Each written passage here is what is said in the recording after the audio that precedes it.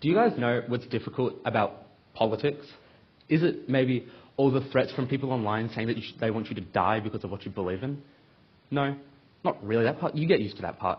What about maybe the realization that the world we live in is really awful and could be a lot better than we think it is? No, not really that part. You also get used to that part. No, rather, I think the difficult part about politics is that no one really wants to listen to you. I mean, and before I start reprimanding you all, I don't blame you. The issues like cost of living and tax policy and immigration are all really boring, really miserable, and honestly really confusing. So, why not disengage? Why not stop listening? Why not political apathy? Well, you know those issues I told you about before, cost of living and all that stuff I know you'd rather not think about? Well, what if I told you that they were symptoms of something more fundamental? Suppose the Pyramid of Giza.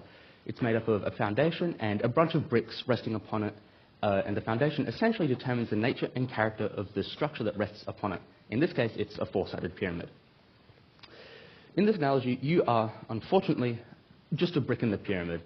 And you can look around and you see all the other bricks, and none of them are specifically you, so whatever happens to them doesn't matter, right? Yes, but also the one part of this structure that you can't remove yourself from is the base of that pyramid. The world we live in is much the same. You can adjust all you want, the little bits and trappings on the outside, but realistically, the one part you can't not be a part of is other systems of ownership and the power structures that are ingrained into the world that we live in. To illustrate, you are ultimately a bunch of employees subservient to your boss and a bunch of citizens subservient to your government, and so on and so on. But also, these sort of systems and frameworks also give rise to themes common both at our doorstep and all across the world. Like, yes, I do believe that the thing that causes rent hikes is the same thing that's allowing the continuation of US-Israeli aggression against Iran. In this case, it's called monetary incentive. Another nice analogy to wrap your head around this is like a fish swimming through water, where you, unsurprisingly, are the fish. The swimming is like the daily life stuff, and the water is like the ideology or the framework that makes the society that you're a part of. Clearly, the fact that we live in a society that rewards greed and selfishness influences the fact that so many people believe that, you know, they can't rest until they've been productive enough, or that some people are inherently worth more because of their innate abilities and attributes, and so on and so on. Clearly, you only have these beliefs because you are a product of the base of that pyramid, and like a fish in water, you don't even notice. The point is this: much of yourself is inextricable from the world that we live in and the systems and structures that comprise it. But sure, you may still be sitting here going, why should I care? Why should I do anything beyond this, this talk tonight? I'm a product of my society, but why should I do anything? Why should I go home and care? Why shouldn't I wake up tomorrow and forget? Sure, have that belief, but Nazi Germany really isn't a great place to live for many people, obviously. While historians have generally pinned down the causes for Germany's cultural degeneracy under Nazism, one thing is very clear: the Polish, the Slavic, the Jewish, the disabled were not condemned to ethnic cleansing overnight. It was a very long process getting from segregation to eugenics to the Holocaust. And this was a process that was empowered by the passivity and the ignorance of citizens both all across the world, let alone within German borders.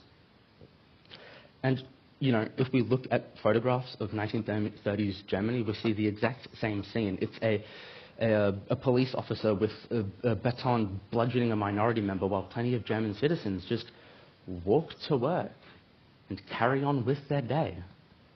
So, I say this to the privileged people in this audience who get to sit here and experience politics, experience the world as nothing but headlines and news articles. I ask you to recognize that the first step into the realm of politics, getting your foot in the door, starts with ethical need and starts with basic human empathy, so that and I'm only asking you to care so much out of a desire to maximize the greater good for society and improve the lives of people all across the world. But we then get to the thing that gives me an absolute earache. But Oliver, change isn't possible. No politician does anything. right? There's no point in trying because nothing's going to come of it. And while I disagree, you're pretty justified in having this belief. The lack of substantial material change in our day-to-day lives is really disheartening, truly. And the idea that many of our politicians just sort of serve corporate interests is a pretty common notion given that. But I'd like to focus in on this idea that our politicians only serve conservative interests of reinforcing upper-class privilege. You do know it's not meant to be like that, right? Like, our representatives in Parliament do have the obligation to represent us, right?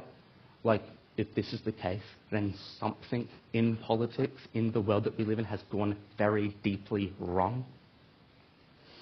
So, the natural conclusion of this realization is that we as citizens should be striving to have these conversations to solve this very thing, that we as citizens have been politically disenfranchised and shoved to the side as nothing more than taxpayers or labourers or consumers. Right? The point of speeches and strikes, protests and petitions aren't to pull triggers or switch, flick switches or strike matches. They're not meant to make really big change. But what they're meant to do is establish public sentiment at the centre of domestic affairs, so those who can do something might get the inclination to do something. To put it bluntly, to show you that change is possible and that it does work, if strikes weren't effective, then they wouldn't be illegal in Australia. So then, where does that leave us? If engaging in politics is relevant to our everyday lives, ethically necessary, and ultimately a very worthwhile pursuit of ours, then with what approach should we understand the world around us? I think first things first, we should be allowed to talk about these things. It shouldn't be taboo to sit around a family dinner or on the couch or even with strangers on a train and go, hold on, isn't it crazy what's happening in the world at the moment? And being able to discuss these issues that you know are really relevant to us and very ethically charged, being able to discuss these with a real care and passion for the world around us, right, is the thing that brings us actually closer to living in that world we want to live in. And I actually don't say that as a cliche, because what having these conversations does is it brings these ideas into the commonplace. It makes them forefront, and by doing that, we establish the broader ideological infrastructure necessary for changes to happen. I understand that this speech isn't going to lower the price of fuel or promise peace for the Ukraine-Russian border. What I do know is that France hadn't liberated itself. France would not have liberated itself without the swarming salons of Paris and the thousands of discussions over the rights of man and citizens.